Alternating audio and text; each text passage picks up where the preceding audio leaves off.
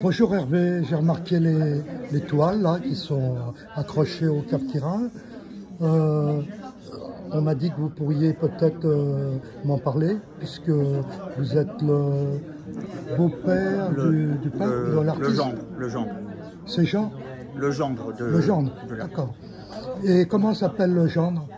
Voilà, donc c'est une exposition du peintre Michel Le Chuiton, Oui. qui est né en 1923, décédé en 2009. Comment? Donc oui, donc en fait moi je suis donc c'était le père de mon épouse Gwenal Le Chuiton. Donc voilà. Donc c'est un homme qui a été médecin général, qui a terminé sa carrière comme médecin général.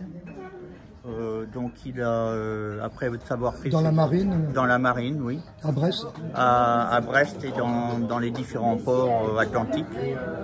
Donc après avoir terminé ses études à Bordeaux, il a bourlingué sur pas mal de bateaux de la marine, la Jeanne d'Arc comme médecin-chef et comme sur le Foch, le Clémenceau, un certain nombre de bateaux, une frégate météo également.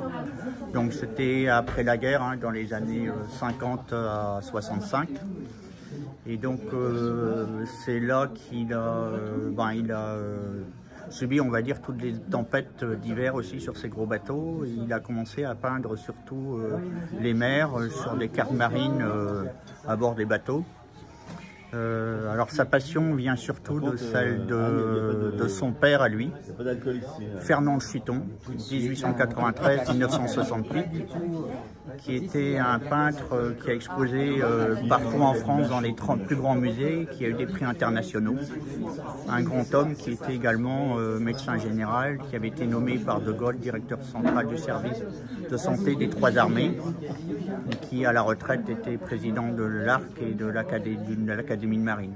Un homme vraiment passionnant, donc il a eu un père fantastique qui a exposé pendant 40 ans partout à Paris, qui a eu des médailles internationales.